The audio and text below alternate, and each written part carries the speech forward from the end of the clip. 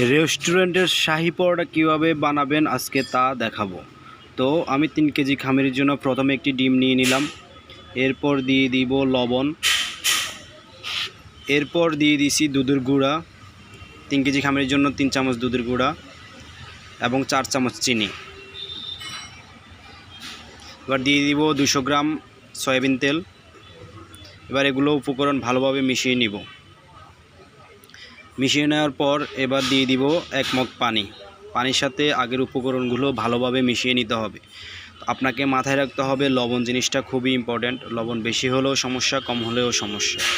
বেশি হলে আপনি ময়দা দিয়ে মিক্সড করতে অনেক ঝামেলা হবে, আবার কম হলেও ময়দা দিয়ে মিক্সড করতে অনেক ঝামেলা হবে।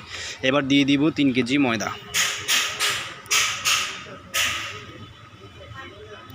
এবার উপকরণগুলোর সাথে ময়দা ভালোভাবে মিশিয়ে নিব। ময়দার খামির বানানোর জন্য আপনাকে খুবই শক্তির প্রয়োগ করতে হবে, হাতের অনেকগুলো শক্তির প্রয়োগ করতে হবে। দেখুন কিভাবে বানানো হচ্ছে, এই জিনিসটা খুবই ইম্পর্ট্যান্ট। ভালোভাবে মিক্সিং হবে না যদি আপনি শক্তি দিয়ে প্রয়োগ না করেন।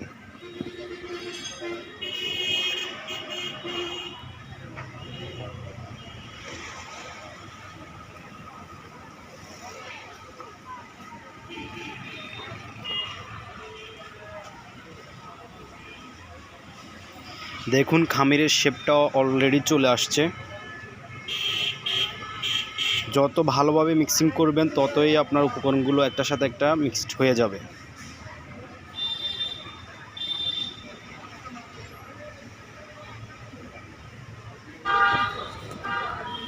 আমার খামির প্রায় মোটামুটি তৈরি।